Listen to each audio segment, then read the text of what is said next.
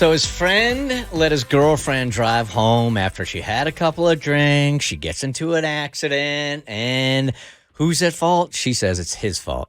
Right. So my friend, he had a new girlfriend in which they seem to be in a pretty good relationship. Things are fairly new. To give you somewhat of a background, they've been dating for like 2 months, so they're still getting to know each other. It's not one of those 2 months where they hang out every day, so it's been kind of sporadic. So they're still in the stages of getting to know each other, and that's kind of where this situation ends in her getting into an accident, in which she's okay, everybody's okay. Thank God it wasn't anything like tragic, but they're kind of blaming each other in this situation. And it obviously, I think there's enough blame to go around, but I think their debate is an interesting one because she came over to basically hang out with him one night, and they'd had a couple drinks.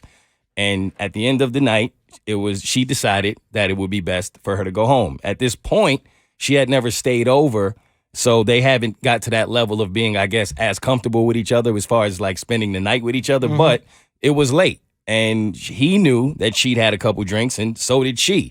Now, he, in his mind, felt like you shouldn't drive home. That was fairly obvious to him, and he didn't even know why she didn't feel that way. But she felt like, listen, I have to get home to my kids. I have to work in the morning. I have things that I need to do.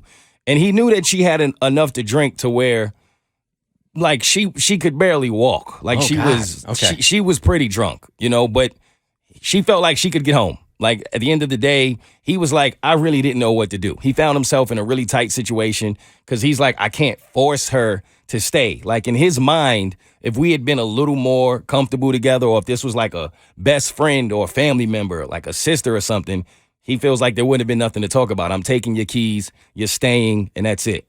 Are they in an area where like Uber or Lyft doesn't exist? No, that's the other thing is he tried that too. Apparently, he tried to convince her to get a lift, leave your car, but that was her mindset was I need my car. Right. I have things I got to do in the morning. I have to do this. I have to do that. So he's like, he genuinely felt like, I didn't know what to do. Like, am I supposed to take her keys and you're not going anywhere, period.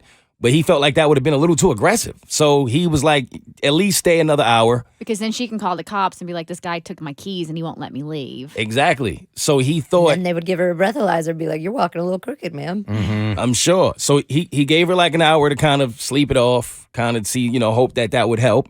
And she did that. She went to sleep for about an hour. She woke up and he thought, okay, she appears to be a little better than before. And so she went home. And then he got a phone call, a very angry phone call from her. About 30 minutes later, she had totaled her car, pretty much. She got into a bad accident, and she blamed him. She get a DUI? Yeah, but she's dealing with all of the legal ramifications now. She's dealing with the financial situations from her car, and they got into this huge argument over it because in her mind, she felt like she couldn't remember leaving. Like she was, I guess, intoxicated enough that she didn't really realize what she was doing and what she was saying. So she blames him, and he feels like, how could you possibly blame me for this situation? Like, you have to take some accountability here. And he feels horrible. Like, when he called me about it, he was really, like, down about it, like, blaming himself, and I got that. And I was like, this is a tough one, But man. she's not taking any accountability? Like, she is, but she's not. Like, she feels like, yeah, of course, I realize I shouldn't have been drinking and driving. In her mind, that's like a given, but at the end of the day, she's like, I feel like in that situation, if we're dating and you're my dude, you should be able to look at me and go, you're not going anywhere. And she's upset that he didn't do that. Can't bartenders and establishments get in trouble if they overserve somebody and they get on the road? Yeah. That's a totally different situation, though, isn't it? Well, I think it's called dram shop laws, but if she were to get a DUI and actually hurt somebody, like in the crash, like the sober driver, then the sober driver's family that was hurt or killed in the accident could sue whoever was serving her. So they could find out where she was within the hours of that morning and where she was drinking, and then that bartender could lose their job or be like sued. I'm probably dysfunctionally hard on myself when it comes to personal responsibility. So if that's me in this case, I made that decision. That's on me. I'm not a victim here. I'm a grown-ass man. I should have made the decision to stay and not go. That's not on anybody else except me. Those are my decisions. She's playing the victim here in my world. The truth is, if she's that drunk and she's stumbling around, I think the better decision would have been to take her keys, and the ramifications of that, well, then you deal with that. But he didn't, all right? So it's her fault she got in the car. She knew she was drunk. Take some responsibility for your actions, which I really feel a lot of people don't. They always want to blame somebody else. Right. At the end of the day, it's on you. I mean, it's eerie because I have a friend that was in a similar situation and tried to convince this person not to get into the car. This person would not listen and got in the car. They called the cops to let them know that there was somebody out there driving who shouldn't be driving. And that's smart because they're good. Yes, they could hurt themselves. They could hurt somebody else. Like just trying to get home from an internship or a bartending shift or whatever, and you could take someone's life. I've seen that. I've been a bartender. I've seen this happen. And everything about this conversation, I'm like, if he really, really liked her, then I guess he could have gone out of his way to drive her home if he was sober and then take his own Uber back since she was so concerned about not having her car. He could have driven her car home. But that's not on him. She's an adult woman that actively made the decision multiple times. She tried to leave. He wouldn't let her. She napped. She tried to leave some more. She made a lot of bad decisions, and she wrecked that car herself. That's all on her. Yeah, and she's I understand what she's doing, and I understand what she probably did. Like, she's looking at it like a timeline, like, oh, what a hassle this is going to be. So tomorrow, if I take an Uber, then I have to Uber all the way back here to get my car.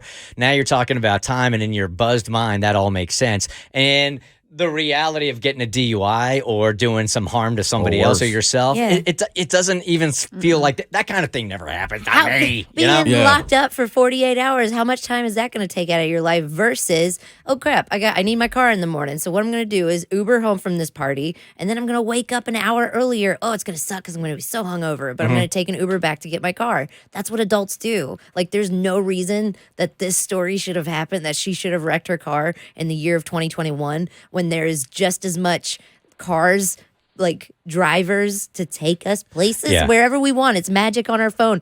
Just like social media, there's cars everywhere. There's strangers. Getting all these strangers' cars. The lack of responsibility is maddening to me, man. That's what pissed me off. Yeah. It's like she doesn't want to take any accountability for it at all. I do understand in his case, like, that he feels like he didn't do enough and he's beating himself up for that. But at the same time, it's not your fault.